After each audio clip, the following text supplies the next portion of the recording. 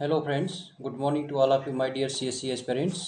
तो फ्रेंड्स, हम Indian polity का कंपोनेंट आपके साथ डिस्कस कर रहे हैं। आज के लेक्चर में हम national commission for schedule caste and schedule tribe पर डिस्कस करेंगे। So friends, before start the lectures please subscribe, share and like the channels और ये इन्फॉर्मेशन सब तक पहुँचाएँ जो public service commission civil service की एग्जामिनेशन की तैयारी कर रहे हैं और यूनियन पब्लिक सर्विस कमीशन यानी यूनियन सिविल सर्विस एग्जामिनेशन की प्रिपरेशन कर रहे हैं, इंक्लूडिंग अदर कॉम्पिटिटिव एग्जामिनेशंस। जितने भी एस्पिरेंट हैं, इंडियन पॉलिटी का भी वेटेज कंपोनेंट है।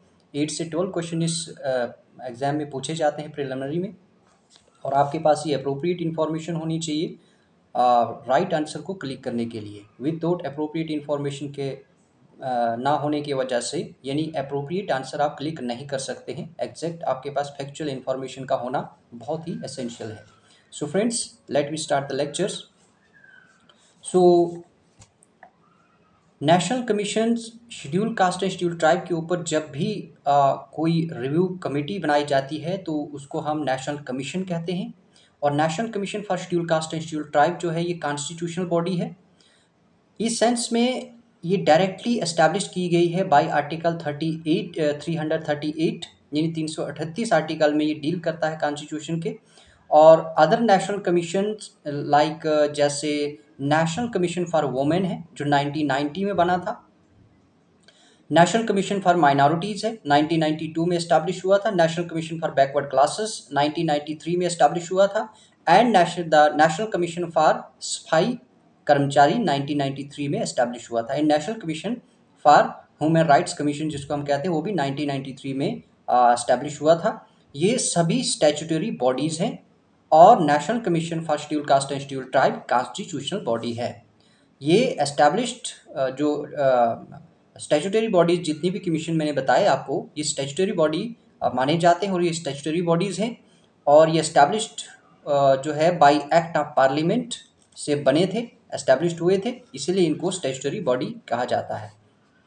कॉन्स्टिट्यूशनल बॉडीज़ वो होती हैं जो कॉन्स्टिट्यूशन अमेंडमेंट यानी किसी आर्टिकल्स के अकॉर्डिंग उसको अमेंड करके उसको वहाँ इंक्लूड किया जाता है। That is known as the constitutional bodies. Act of the parliament जो बॉडी बनाई जाती हैं उसको हम स्टैट्यूटरी बॉडीज़ कहते हैं।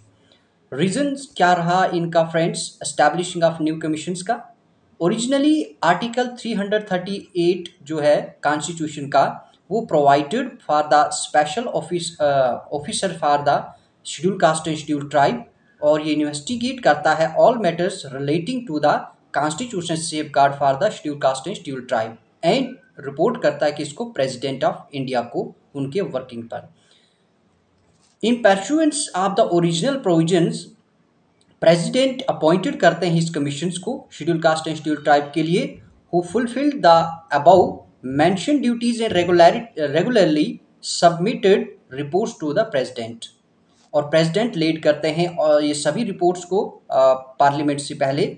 इसी तरीके से it was felt that high level multi member commission जो है वो under article 338 would be more effective arrangement in respect to the constitutional safeguard of our scheduled caste and scheduled tribe than a single special officer as was originally provided.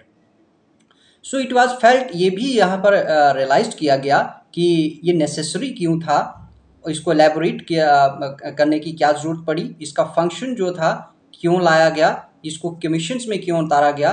तो ये cause करते हैं उन measures को that should be taken by the centre और the state for the effective implementation of the constitutional safeguards and other measures for the protection welfare and socio economic development of the schedule caste and schedule tribe. उनके social economic development के लिए, उनके welfare के लिए, उनके protection के लिए ये कमीशंस बनाए गए। और ये इंटरेस्ट करते हैं कमीशन की such other functions in relation to the schedule caste and schedule tribe as the president में specify. So it was further felt that the reports of the said commission should be laid before the parliament and the state legislatures. Accordingly 65th amendment act of 1990 में जो हुआ उसमें ये amend किया गया article 338 और provide किया गया for the establishment of A national commission for schedule caste and schedule tribe. Most important point है ये, प्रिलिमिनरी एग्जामिनेशन में काफ़ी ये क्वेश्चन पूछे जाते हैं स्टेटमेंट्स में। और ये नेशनल कमीशन 1990 में आर्टिकल 338 को अमेंड किया गया और बनाया गया अमेंड करके आर्टिकल 338 और इसको प्रोवाइड किया गया एक नई एस्टैब्लिशमेंट जिसको हम national commission for schedule caste and schedule tribe कहते हैं, in the place of A special officer. पहले ये स्पेशल ऑफिसर हुआ करता था for schedule caste and schedule tribe, इसको अमेंडमेंट किया गया और इसको national commission for schedule caste and schedule tribe बनाया गया। ये कमीशन कंसिस्ट करता है एक चेयरमैन, इसके एक चेयरमैन होता है, एक वाइस चेयरमैन होता है और 5 अदर मेंबर्स होते हैं। ये अपॉइंटेड किए जाते हैं प्रेसिडेंट द्वारा और बाय वारंट अंडर हिज और हर हैंड एंड सील। इनकी कंडीशन जो है सर्विस एंड टेन्यूर की, इन ऑफिसर्स की, ये डिटरमाइंड प्रेसिडेंट ही करते हैं और कोई इनको डिटरमाइंड नहीं करता है कि कितना इनका टेन्यूर 5 या 6 साल रहना, ये प्रेसिडेंट ही इसको डिटरमाइन करते हैं। फंक्शंस जो कमीशंस का रहता है काफ़ी इंपॉर्टेंट रहता है और काफ़ी एसेंशियल रोल प्ले करता है कमीशंस। कमीशन के फंक्शंस, इनके रिकमेंडेशन के आधार पर गवर्नमेंट एक्शन लेती है और जो भी आगे निर्णायक डिसीजन लेने होते हैं वो गवर्नमेंट लेती है। बट ये मैंडेटरी नहीं होता है कि कमीशन का जितना भी रिकमेंडेशंस है वो पार्लियामेंट के लिए मैंडेटरी नहीं होता है। पार्लियामेंट कमेटी उसको फिर रिव्यू करती है, उसके बाद जो उनको कंसीडर करके जो बेटर लगता है उसको कंसीडर किया जाता है और उसको इम्प्लीमेंट किया जाता है। ये कमीशंस का फंक्शन जो रहता है, मेन फंक्शन इसका ये होता है कि ये इन्वेस्टिगेट करता है एंड मॉनिटर करता है उन सभी मैटर्स के ऊपर जो रिलेट करते हैं constitutional and other legal safeguards पर जो schedule caste and schedule tribe के लिए बनाए होते हैं कि क्या वो उस तरीके से फंक्शन कर रहे हैं या नहीं। सेकंड, ये इंक्वायरी करते हैं कि स्पेसिफिक कंप्लेंट्स जो हैं इस रिस्पेक्ट में कि जो डिप्राइव्ड राइट्स हैं, डिप्राइव्ड क्लासेस के जो राइट है शेड्यूल कास्ट और शेड्यूल ट्राइब के सेफगार्ड्स के लिए जो राइट बनाए गए हैं और ये डिप्राइव्ड क्लासेस मानी जाती हैं और क्या उनके सेफगार्ड के लिए ये राइट्स उन तक पहुंच रहे हैं या नहीं, ये भी कमीशन इंक्वायरी करता है। और थर्ड पॉइंट में ये कमीशंस जो है पार्टिसिपेट करता है और एडवाइस करता है planning process of social economic development of the schedule caste and schedule tribe की जितनी भी सोशल इकोनॉमिक डेवलपमेंट का प्लानिंग होता है उसमें भी पार्टिसिपेट करता है ये national commission for schedule caste and schedule tribe और ये प्रोग्रेस करता है उनकी डेवलपमेंट अंडर द यूनियन और द स्टेट। ये रिकमेंडेशन देते हैं टू मेक रिकमेंडेशंस जैसे कि measures that should be taken by the union और state for the effective implementation of those safeguards and other measures for the protections, welfare and socio-economic development of the scheduled caste and scheduled tribe। जितनी भी schedule caste and schedule tribe deprived classes हैं उनके welfare protection and safeguards के लिए recommendation provide की जाती हैं union and state government को और वो इफेक्टिवली इम्प्लीमेंटेशन सरकार के द्वारा होते हैं। ये डिपेंड करता है गवर्नमेंट के ऊपर।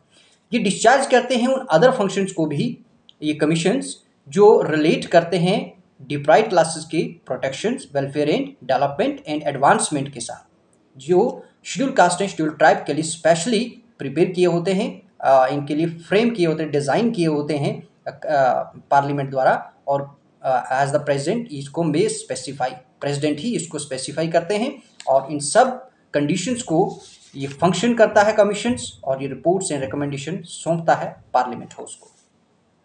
रिपोर्ट्स ऑफ द कमीशन को कंसीडर करने के लिए ये कमीशंस सिर्फ अपनी रिपोर्ट सबमिट करता है। कमीशन की रिस्पॉन्सिबिलिटी एंड अकाउंटेबिलिटी सिर्फ इतनी रहती है कि स्टडी करके, इंक्वायरी करके और इन्वेस्टिगेट करके, मॉनिटरिंग करके ये सब स्टडी किया जाए all matters relating to the deprived classes like schedule caste and schedule tribe और पार्लियामेंट को इसकी इंफॉर्मेशन यानी रिपोर्ट सबमिट की जाए।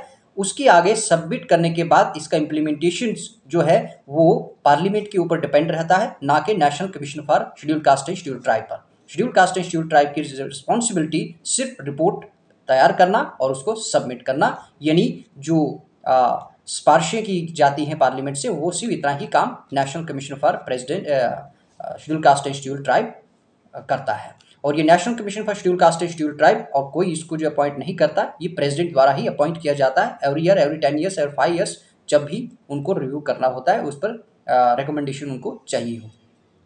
रिपोर्ट्स कमीशन का जो होता है ये प्रेजेंट करते हैं annual report to the president को। हर साल की रिपोर्ट जो है प्रेसिडेंट को सौंपी जाती है इस कमीशन द्वारा और ये सबमिट की जाती है इस रिपोर्ट को as and when it thinks necessary, जब भी इसको नेसेसरी माना जाए, रखा जाए, तब ही इसको सबमिट किया जाता है। प्रेसिडेंट प्लेस करता है सभी रिपोर्ट्स को, president places all such reports before the parliament along with a memorandum explaining the action taken on the recommendation made by the commissions. So memorandum जो है वो should also contain the reason for the non acceptance of any of such recommendation. President आगे forward करते हैं इस report को commission के pertaining to state government को to the state governor. State government के स्टेट गवर्नर को ये फॉरवर्ड करते हैं प्रेसिडेंट, और गवर्नर प्लेस करता है it before A state legislature along with a memorandum explaining the action taken on the recommendation of the commissions. So memorandum should also contain the reason for the non acceptance of any such recommendations.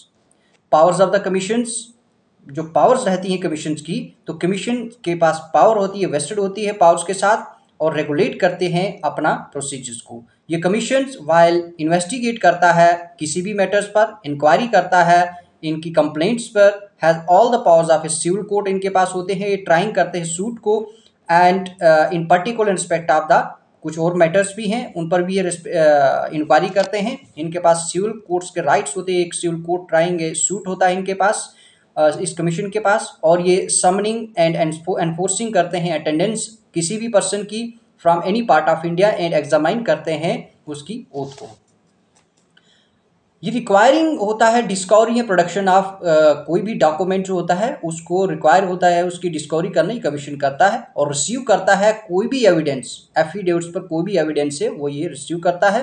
रिक्विजिशनिंग any public record from any court or office, ये भी commission की power रहती है, और issue करते हैं summon for the examination of witness and documents. These are the powers of the national commissions for scheduled caste and scheduled tribe. So final power is the National Commission for Scheduled Caste and Scheduled Tribe is the any other matters while the any other matter which the president may determine.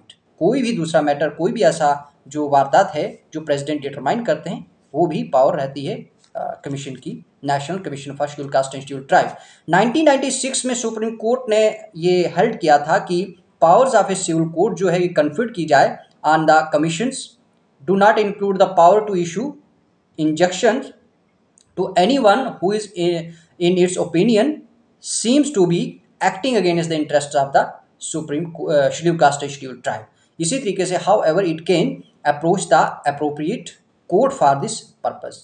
So central government and the state government are required to consult the commissions on all matters major to frame or design the major policies matters affecting the scheduled caste and scheduled tribes. Both state government and union government को consult करना पड़ता है इस national knowledge commission की जो recommendation को है उनको कंसल्ट करके उन्होंने जो इंक्वायरी की है, जो ऑल सच मैटर्स पर, ऑल अदर मैटर्स पर डिप्राइव्ड क्लासेस के राइट वायलेट ना हो, उन पर जो भी उन्होंने स्टडी किया, जो रिकमेंडेशन बनाई है उनको स्टडी करके उसके बाद ही state government and union government आगे बढ़ती है और ये सारा प्रोसेस शुरू करती है जो भी मेजर पॉलिसी डिज़ाइन या फ्रेम करनी होती है for the welfare of the protection and safe guard of the scheduled caste and scheduled tribe. Commission is also required to discharge similar functions. ये कमीशन दूसरा फंक्शन भी इसी तरीके किसी के साथ इनके लिए ज़रूरी होता है, ये डिस्चार्ज भी करती हैं रिगार्डिंग किसके, with regard to the other backward classes जिनको हम ओबीसी कहते हैं। ये भी कॉन्स्टिट्यूशनल एक कैटेगराइज किया गया है डिप्राइव्ड क्लासेस को के लिए, तो जिसमें 28% 27 to 28% इसमें कोटा रखा जाता है, और इसके बारे में भी कमीशन स्टडी करते हैं। और इसमें एंड द एंग्लो इंडियन जो होते हैं community as it does with respect to the scheduled caste and scheduled tribe. In other words अगर हम कहें, कमीशन इन्वेस्टिगेट करता है सभी मैटर्स पर जो रिलेट करते हैं constitutional and other legal safe guards for the other backward classes and the Anglo Indian community. ये नेशनल कमीशन ये SC एंड ST जो है ये इस पर भी स्टडी करता है और इन्वेस्टिगेट करता है इन मैटर्स पर भी जो कॉन्स्टिट्यूशनल और other legal safe guards OBC के लिए बनाए जाते हैं, और एंग्लो इंडियन के कम्युनिटी के लिए भी, एंग्लो इंडियन कम्युनिटी के लिए, और रिपोर्ट करते हैं प्रेसिडेंट को इनके वर्किंग के ऊपर, upon their working. So friends, the lecture is over and I will meet you again with the latest lecture on the new constitutional body on tomorrow. So wish you very all the best. Please subscribe, share and like the channels and get informations relevant for the purpose of to qualify the preliminary and mains examinations, particular in civil services, UPSC as well as PSC. So thank you so much and Jai Hind.